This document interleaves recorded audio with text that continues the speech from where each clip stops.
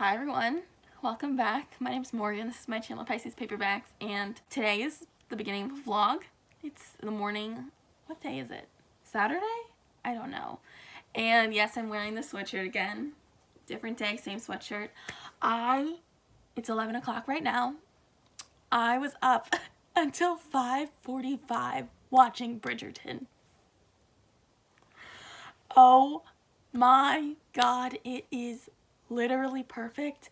Every single time I mention my favorite romance of the year, The Sum of All Kisses by Julia Quinn, every single time I mention it, I'm like, this would be a perfect historical rom-com. And that is it was exactly what I imagined.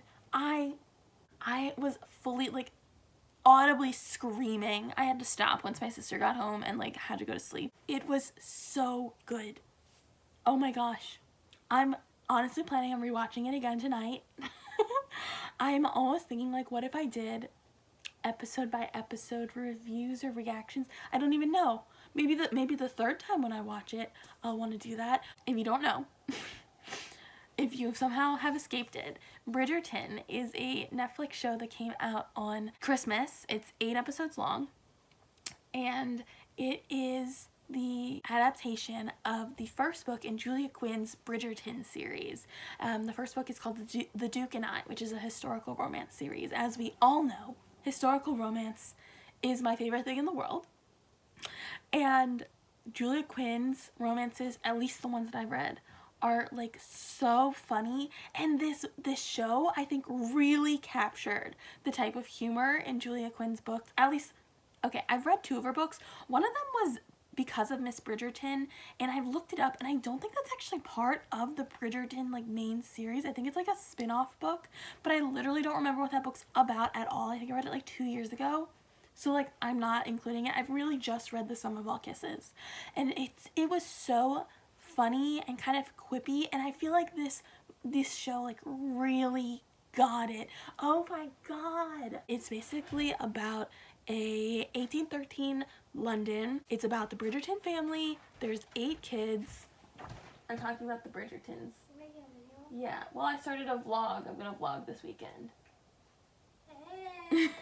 There's a Bridgerton family. They have 8 kids. Anthony, Benedict, Cullen, Daphne, Eloise, Francesca, Gregory, and Hyacinth. And each of the books in the Bridgerton book series is about one of the Bridgerton siblings finding love, and Daphne was the first, and the book and I guess this show is about her and Simon, the Duke of Hastings, who's an old friend of Anthony, Daphne's oldest brother. When I tell you, I cried. Literally 10 minutes into the first episode, I could not stop smiling. I was just texting my friend who had watched it a few weeks ago, and I was just like, I could weep.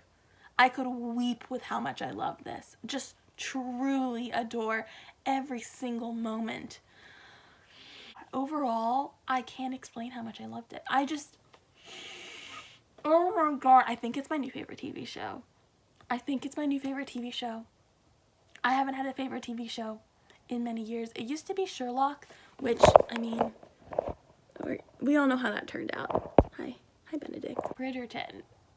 It's here for me. I feel like this is a great example of how sex scenes are used to further character development or further development of a relationship, because I feel like a lot of people, like, obviously romance, like, carries publishing financially because it is, like, the best-selling genre out there. I think second place is mystery, so genre fiction, let's go. But I feel like a lot of people look down on romance because they're like, oh, you know, the sex is just, like, in there because the, like, women are like, ooh, some frisky scenes, and it's not, like, part of the story. They think it's like we're reading a book, but there's just, like, porn in it. But, like, I feel like people who shit on romance and don't like the sex scenes, which, okay, I also want to say, totally okay to want to read romances that don't have sex scenes in them. Like, there is a market for that, and I'm happy that there are books available for those people. But for me, I feel like sex is just like a natural part of a relationship, and that in many ways not having it in books is disingenuous to how someone's relationship would truly develop, and seeing the dynamics during a sexual situation can really help further a character's complexity, or it can show their insecurities that you can then work on, or you can, you know, build a stronger relationship in some ways. And I'm just like, this movie did that for me. Or this show. Oh my god, I called it a movie because I just literally watched like 9 hours of TV straight. They're all so unique. Although I find Colin a little like he's fine. He's just there. He's just there. He's like nice. And Francesca was like not in the show. She was in like the first and last episode. And obviously Gregory and Hyacinth are like children, but they're all so great. I love the mom. I love their friends or their neighbors next door, the Featheringtons. When is Penelope's book? When does she get to shine? She's a queen. Oh, I have been gushing for 7 minutes, and I feel like I should move on, or at least tell you about the books. So I am struggling. I'm still in the middle of Mr. Penumbra's 24-hour bookstore. I'll read like 20 pages at a time, and then I'll like not read for 2 days. So I'm struggling. So today I want to read The Ruthless Lady's Guide to Wizardry by C.M. Waggoner. I'm like 8% in. I started it last month, and it gets published on the 12th, and today is the 9th. So I want to try and finish it before the publication day. And I don't know what else I'm going to do today, but I needed to talk about Bridgerton because I'm inconsolable with how much I love it. And I loved the fashion. I don't care that it was like slightly historically inaccurate, that they used sparkles. Like, shut up. Let me have this, okay?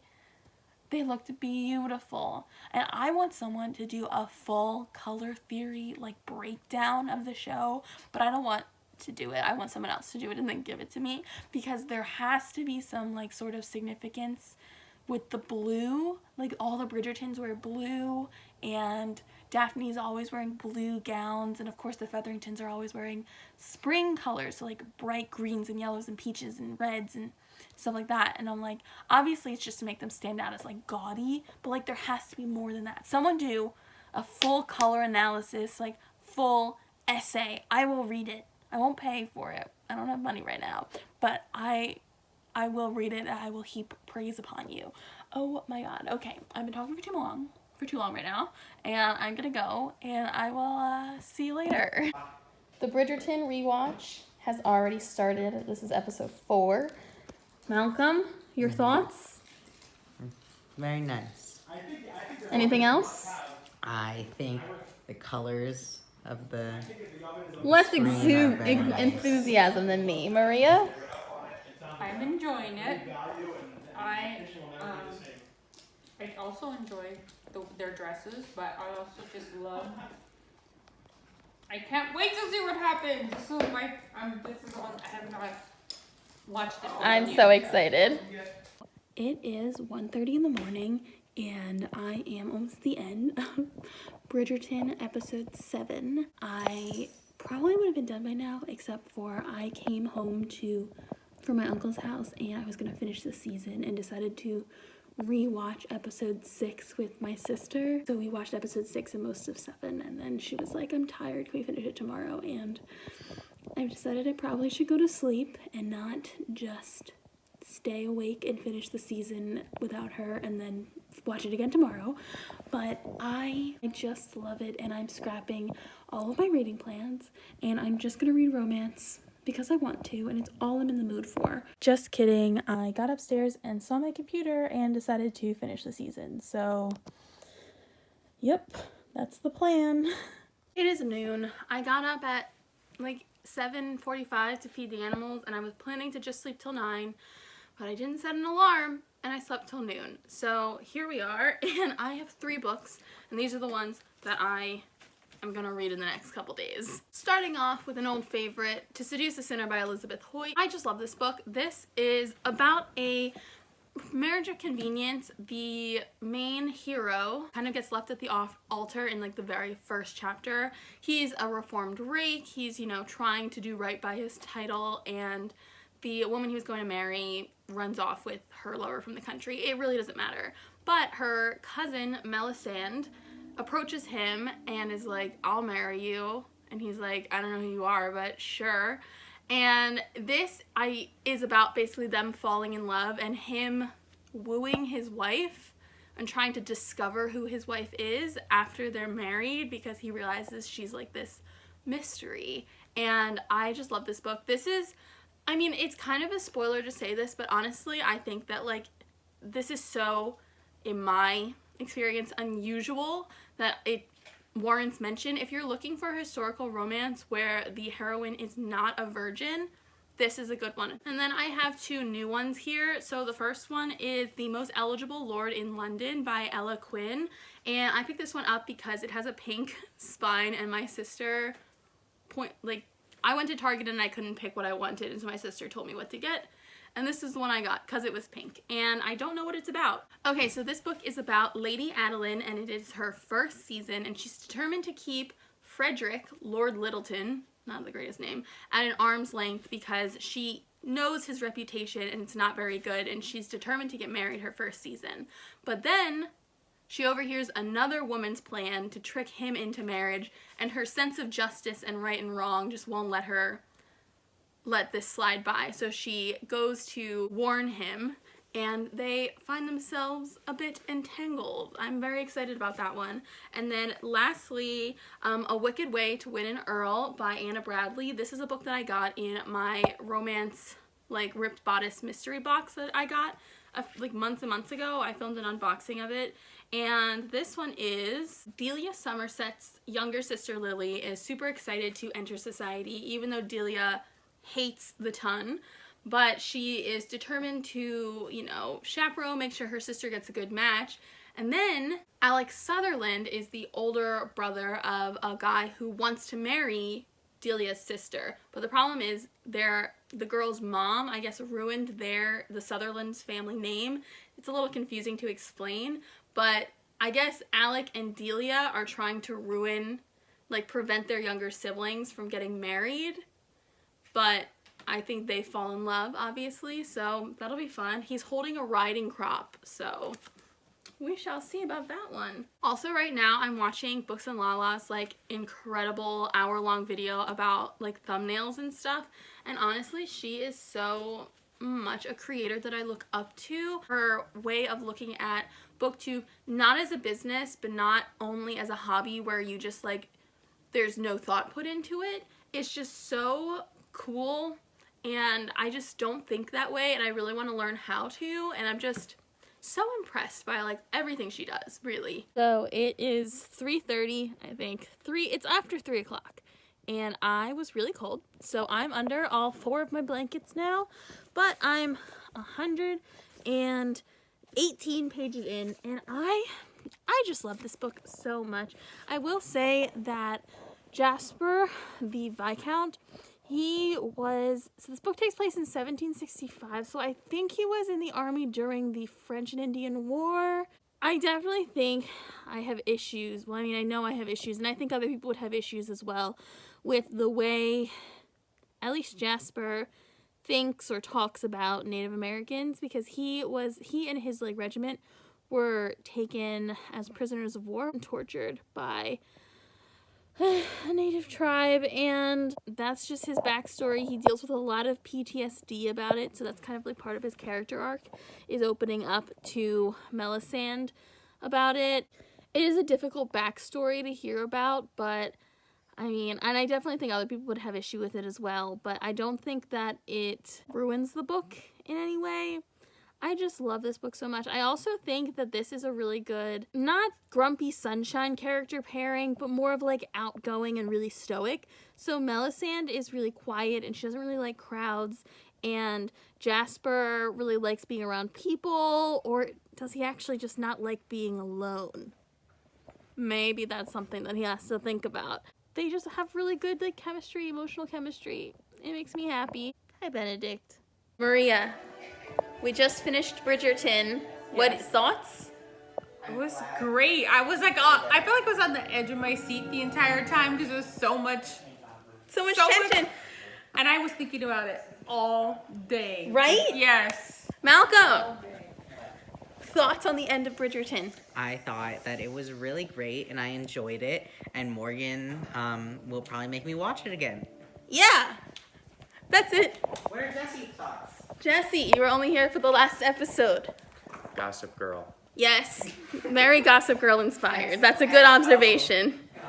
XOXO Lady Whistledown. And here we have a dog under a mountain of blankets. Are you cozy? She's very cozy. So it is 1 a.m. and I finished, where is it? I finished To Seduce a Sinner. I love this book. It didn't take me that long. And it's so wonderful. And then I started A Wicked Way to Win an Earl by Anna Bradley. And I think I explained this wrong earlier. I did do a bad job of explaining what this book was about at the beginning of this video, and I did a bad job last night too. So here is an update from me at 12 o'clock the next day, 150 pages in. So basically, I originally said that it was about the younger siblings of Alec and Delia wanting to get married, and Alec and Delia trying to ruin their relationship. That's not what this is about.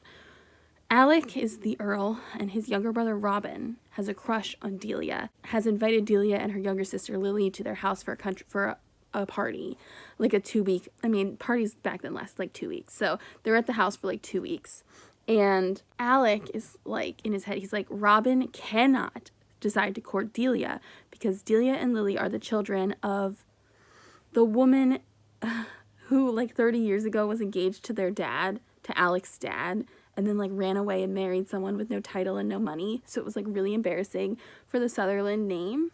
And Alec has a lot of pride over the Sutherland name because when his dad died, he inherited an earldom that was like in ruins. The name meant nothing and he built it up like brick by brick.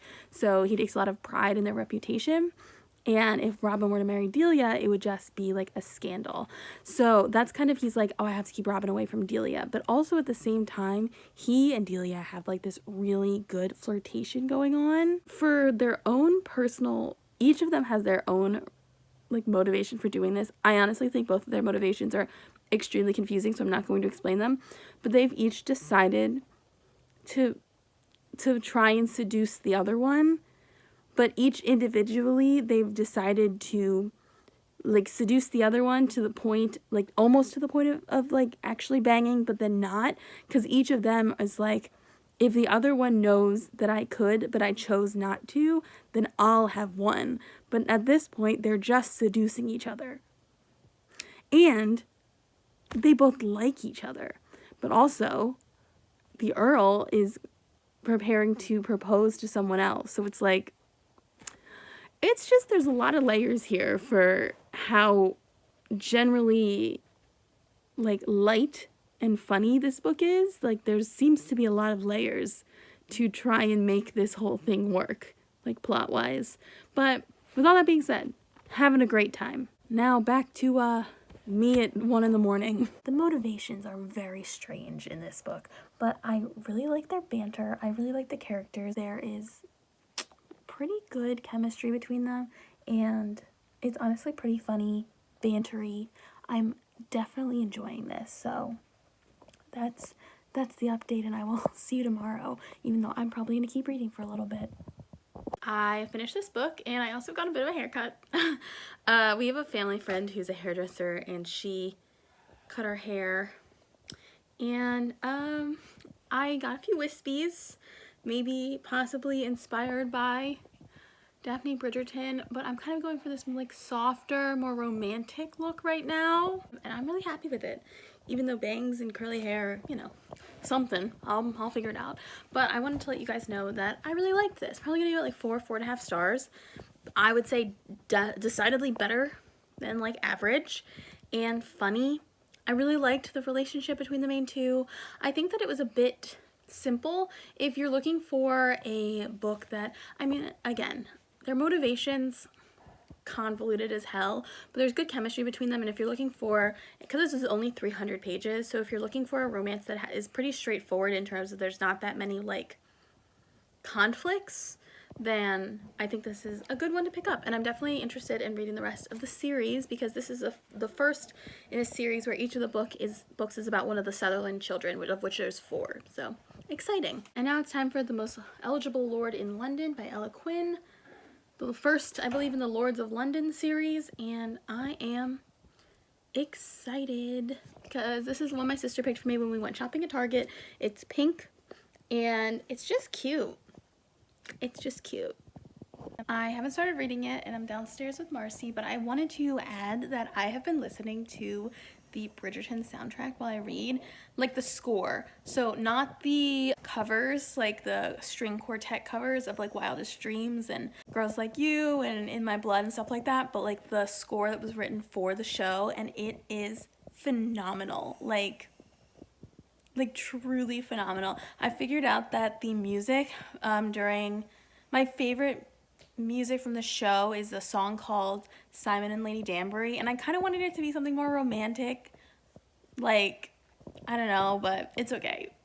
I still love it. Okay, so it's probably time to wrap this up. So it is like 3:30 in the afternoon the next day, so it's Tuesday now, and I finished 2 books today. So let's start this wrap up. I watched Bridgerton a total 2.5 times this weekend.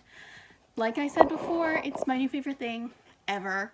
I have been listening to the score like non-stop. It's so good. I've like memorized the order of all the songs, so now I'm like listening to it on shuffle so that I can like start memorizing what each individual song sounds like. It's much harder without lyrics. It just put me in a reading mood. And not to say that I've been in like a reading slump, even though I really haven't finished a book. Like I read Gideon the Ninth last week, and I really loved it, but like that was because I was running out of time with the audiobook and I had to read it for a book club, and even though I loved that book, I still wasn't in the mood to read, and I hadn't been for a couple weeks, and then I'm suddenly like back in the mood to read, and romance has yet again saved my fucking life, because like I just love it so much. So I reread To Seduce a Sinner by Elizabeth Hoyt, one of my personal favorites. I just like it. I just like that the girl is more reserved in this case, and it's just like a slow uncovering of each of their characters, kind of being revealed to the other one, learning about mutual vulnerability. I love that book. And then I read A Wicked Way to Win an Earl by Anna Bradley. This one was really fun. I really liked, there's like only like one sex scene in like the book, and then there's one in the epilogue, and I thought those were really good. I really liked the chemistry between the characters. Convoluted in terms of like motivations and like the plot, but like still fun, a nice like setting. It doesn't take place in London, it takes place on the like estate of this Earl. That was fun. And then I read The Most Eligible Lord in London by Ella Quinn. This is probably my least favorite of the 3.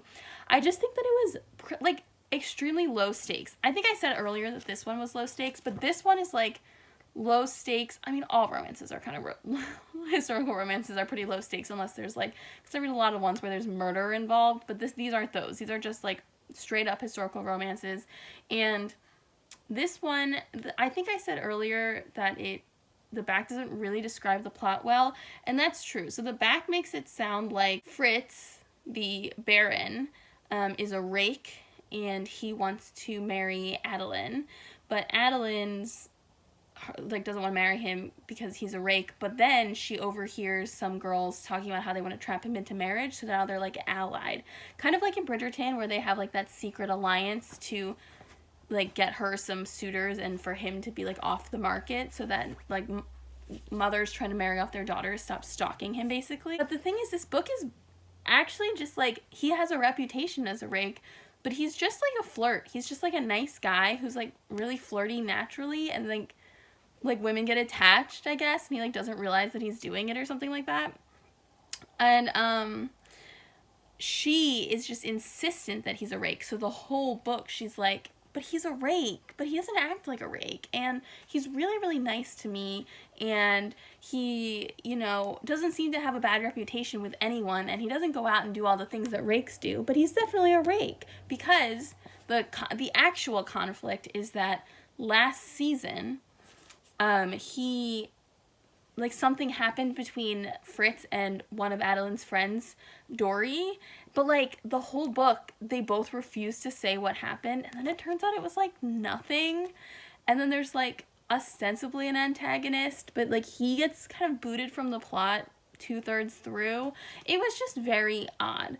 Not my favorite, but definitely not bad. This is like a decidedly average historical romance. I think I said earlier that this was better than average.